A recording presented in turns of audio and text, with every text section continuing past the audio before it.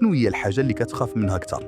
انك ما تقدرش تبدل الماضي ديالك، ولا انك تكتشف باللي انت هو السبب اللي خلى داك الماضي يكون مأساوي اصلا؟ هذا ماشي مجرد سؤال، هذا هو الكابوس اللي كيعيشوا سكان مدينه فيندن الالمانيا في واحد من اعمق المسلسلات في التاريخ، مسلسل دارك.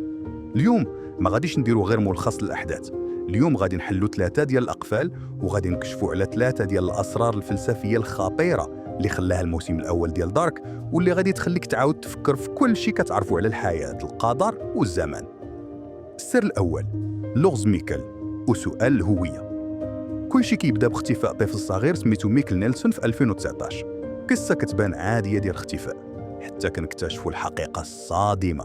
ميكال ما رجعش للماضي وصافي، ميكال بقى في الماضي، كبر وتزوج وولد دري سميتو يوناس، البطل ديال القصه. هنا المسلسل ما كيعطيكش غير صدمه، كيعطيك سؤال وجودي: شكون حنا؟ اذا كان نفس الشخص قادر يكون موجود في نفس الوقت كطفل صغير ميكال وكأب بالغ مايكل، اذا شنو هي الهويه؟ واش هي مجرد ذكريات؟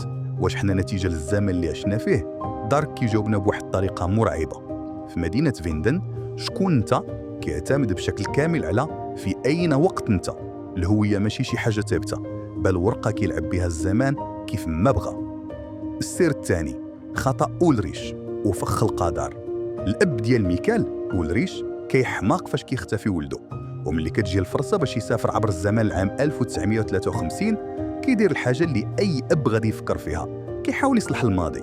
كيلقى طفل صغير سميتو هيجل وكيعرف أنه في المستقبل غادي يكون سبب في مآسي كثيرة، وكيقرر يقتلو.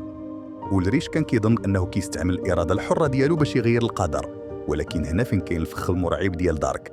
المحاولة ديالو باش يكسر الحلقة كانت هي أهم جزء باش تكمل الحلقة. الضربة اللي ضرب بها هيجل هي اللي سببت ليه الصدمة اللي خلاته يولي مجرم في المستقبل. كل ما حارب القدر ديالو كل ما ساعد أن القدر يتحقق، وهذا هو السر الثاني، الحتمية. واش حنا بصح أحرار ولا غير ممثلين في واحد المسرحية سماها شي واحد القدر وحنا حافظين الدور ديالنا بلا ما نعرفوه؟ السر الثالث، آلة الزمان وسر البدايات. منين جات آلة الزمان؟ صانع الساعات تانهاوس بناها، ولكن بناها انطلاقا من المخططات جاتو من المستقبل، والكتاب اللي شرح فيه السفر عبر الزمان كتبوا فقط حيث نسخة من المستقبل ديال نفس الكتاب وصلاته. هذه المفارقة سميتها بوتستراب بارادوكس، وهي اللي كتكشف لنا على أكبر وأخطر سر في المسلسل.